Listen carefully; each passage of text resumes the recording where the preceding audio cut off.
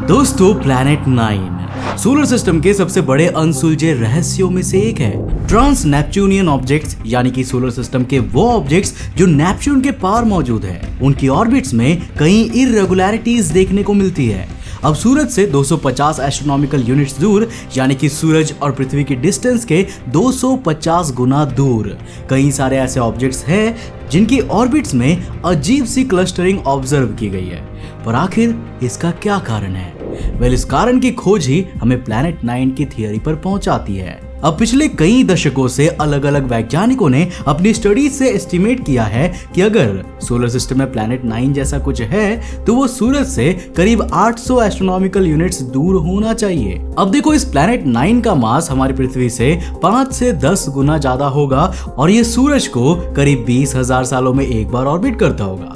अब दोस्तों, आज तक प्लैनेट 9 पर हुई रिसर्चेस यही अज्यूम करती है कि ये प्लैनेट 9 ही है। कहने का मतलब है कि ये असल में एक प्लैनेट ही है, कोई स्टार या फिर कोई और चीज नहीं है। पर व्हाट इफ कि ये प्लैनेट हो ही ना, बल्कि ये एक प्राइमोर्डियल ब्लैक होल हो। अब जरा 29 जुलाई 2020 को पब्लिश्ड इस रिसर्च पेपर को देखिए, जिसे जेकब स्कॉच और जेम्स अनविन नाम के दो रिनाउंड एस्ट्रोफिजिसिस्ट ने लिखा है। और ये दावा करता है कि हाइपोथेटिकल प्लैनेट 9 एक प्लैनेट नहीं है बल्कि एक प्राइमोर्डियल ब्लैक होल है। लेकिन आखिर ये प्राइमोर्डियल ब्लैक होल किस चिड़िया का नाम है? वैज्ञानिक मानते हैं कि बिग बैंग की फॉर्मेशन के कुछ ही समय बाद पूरे यूनिवर्स में कई सारे ब्लैक होल्स का जन्म हुआ था। अब ये ब्लैक होल्स कैसे बने थे, ये एक अलग ही रहस्य है जो अभी भी अनसॉल्व्ड है। पर फिलहाल के लिए मान लेते हैं कि बिग बैंग के बाद बहुत सारे ब्लैक होल्स का फॉर्मेशन हुआ था। अब दोस्तों, इनमें से कुछ ब्लैक होल्स इतने विशालकाय थे जितनी शायद आज हमारी मिल्की वे गैलेक्सी है, और कुछ इतने ज्यादा छोटे थे जितने की रेती का एक दाना होता है।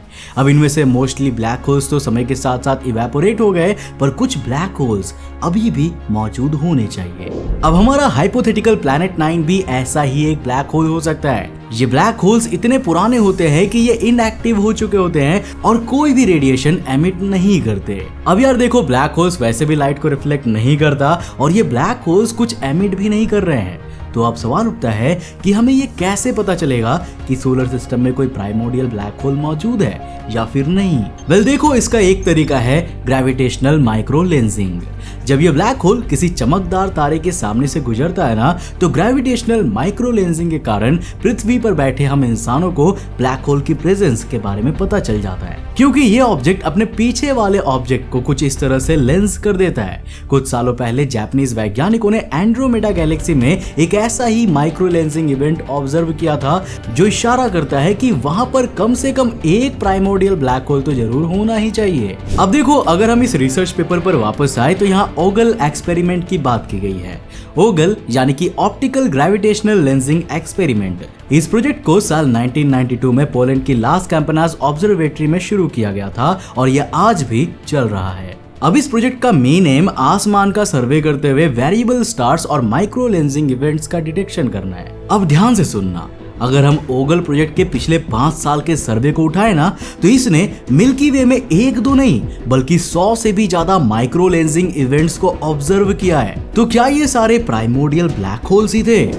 Unfortunately micro lensing events primordial black holes के सिनोनिम नहीं होते हैं। यूनिवर्स के कई सारे दूसरे ऑब्जेक्ट्स भी इस फिनोमेना के पीछे का कारण हो सकते हैं। हालांकि यह ऑब्जर्वेशन इस पॉइंट को भी स्ट्रॉन्ग करती है कि प्लैनेट 9 असल में एक प्राइमोर्डियल ब्लैक होल हो सकता है। अब देखो दोस्तों, जैसा कि मैंने पहले ही बताया था, प्लैनेट 9 का एस्टिमेटेड मास हमारी पृथ्वी के 5 से 10 गुना ही है। मतलब अगर ये एक ब्लैक होल हुआ तो इसकी साइज एक क्रिकेट बॉल से ज्यादा नहीं होनी चाहिए।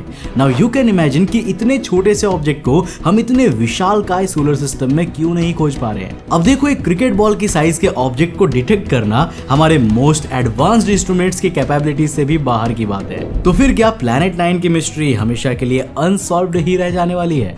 अगर हम ऑब्जेक्ट को डिटेक्ट नहीं कर सकते तो एटलीस्ट हम उसके कॉज को तो जरूर देख सकते हैं। मतलब अगर ब्लैक होल को देखना पॉसिबल नहीं है तो एटलीस्ट हम उसके कारनामे को तो देख ही सकते हैं। उसके कारण हो रहे डिस्टरबेंसेस को इतना स्पेसिफाई कर सकते हैं कि हम दावे के साथ कह सके कि ये एक ब्लैक होल ही है। अब हांगकांग की एजुकेशन यूनिवर्सिटी के एक एस्ट्रोनॉमर मैन हो चैन का दावा है कि प्रेजेंट कंडीशन में भी उस ब्लैक होल के एग्जिस्टेंस को प्रूव कर सकते हैं और इसमें हमारी मदद करेंगी उसके मून्स। जी हाँ दोस्तों, कॉर्नेल यूनिवर्सिटी की वेबसाइट पर पब्लिश्ड इस रिसर्च पेपर को ध्यान से देखिए। इसमें मान हो चान ने बताया कि उस ब्लैक होल के अराउंड कुछ सैटेलाइट्स हो सकती है, यानी कि उसके खुद का कुछ मून सिस्टम जरूर होगा, मगर आखिर कैसे? वेल, इसे जानने से पहले सबसे पहले तो ये समझिए कि प्लैनेट 9 की मोस्ट प्रोबेबल लोकेशन कहां पर होनी चाहिए। अब 400 से 800 एस्ट्रोनॉमिकल यूनिट्स का एरिया कुइपर बेल्ट के पार और ऊट क्लाउड के पहले पड़ता है और सोलर सिस्टम के इस एरिया को हम स्कैटर्ड डिस्क कहते हैं। अब यहाँ पर कुछ 100 किलोमीटर तक के डायमीटर वाले कई सारे ऑब्जेक्ट्स होने का अनुमान है, जिन्हें डिटेक्ट कर पाना और जिनकी ऑर्बिट्स को स्टडी कर पाना आसान नहीं है। अब दोस्तों, जब किसी एरिया में कोई मैसिव ऑब्जेक्ट प्रेजेंट होता है ना, तो वो अपने आसपास के ऑब्जेक्ट्स को कैप्चर करने की कोशिश जरूर करता है। अब नेपच्यून और प्लूटो पर भी आरोप है कि उन्होंने कुइपर बेल्ट के कुछ ऑब्जेक्ट्स को कैप्चर किया हुआ है और वो ऑब्जेक्ट आज उनके मून्स के रूप में उन्हें ऑर्बिट करती है। अब हाई प्रोबेबिलिटी है कि हमारी ब्लैक होल ने भी स्कैटर्ड डिस्क के ऐसे ही कई ऑब्जेक्ट्स को कैप्चर करके रखा होगा। चैन का कैलकुलेशन है कि हमारे ब्लैक होल ने कम से कम 20 ऑब्जेक्ट्स को कैप्चर करके रखा हुआ होगा, जिनमें से हर एक की साइज 140 किलोमीटर तक की हो सकती है। अब स्कैटर्ड डिस्क के ऑब्जेक्ट्स आईसी रॉक से बने हुए होते हैं और इतनी डिस्टेंस से उन्हें देख पाना इम्पॉसिबल है, पर अगर ये ब्लैक होल का चक्कर लगा रहे हैं तो एक तरीका है जिससे इन्हें डिटेक्ट किया जा सकता है। अब दोस्तों, आप सभी बड़े गौर से सुनिएगा, क्योंकि ये मेथड आपके दिमाग को हिला देने वाला है। साथ ही आपको ये पता चलेगा कि वैज्ञानिकों की सोच आखिर कितनी दूर की होती है। अब देखो, मैन हो चान कहते हैं कि 100 से 150 किलोमीटर लंबे ऑब्जेक्ट्स राउंड तो बिल्कुल भी नहीं होंगे, उनका शेप इररेगुलर होगा और उनकी ऑर्बिट भी सीधी सीधी नहीं होगी, ये भी इलिप्टिकल शेप के ही होंगे।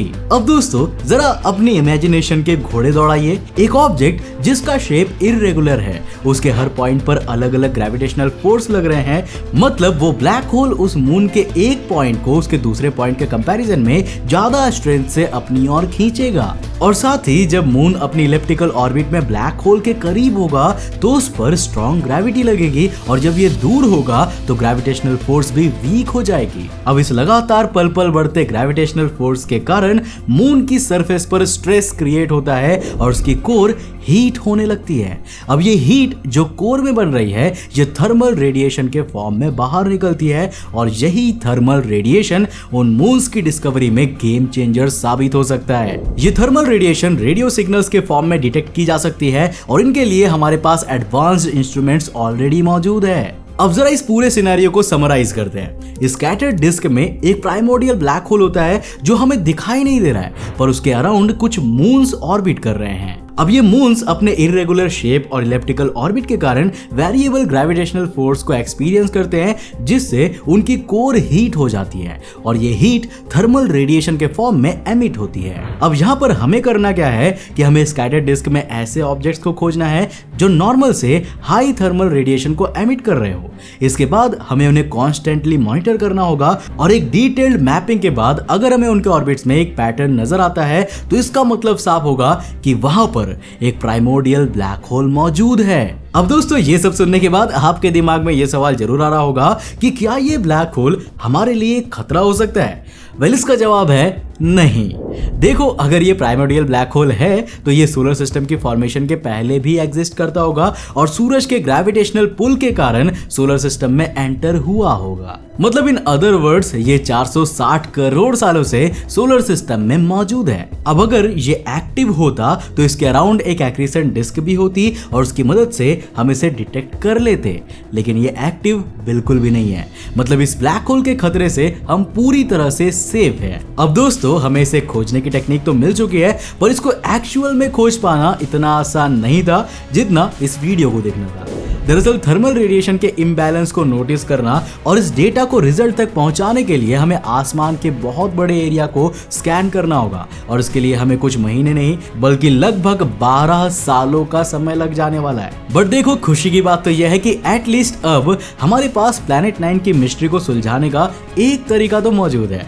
वैसे आप इसके बारे में क्या सोचते हो? क्या प्लैनेट 9 असल में प्लैनेट नहीं है बल्कि एक प्राइमोर्डियल ब्लैक होल ही है, या फिर ये केवल एक हाइपोथेसिस है और प्लैनेट 9 असल में प्लैनेट 9 ही है? आपका क्या विचार है इस बारे में? नीचे कमेंट करके जरूर बताना। वीडियो पसंद आया तो डेफिनेटली लाइक कर देना। मैं मिलता हूं आपको नेक्स्ट एपिसोड के साथ, तब तक के लिए बाय, जय हिंद।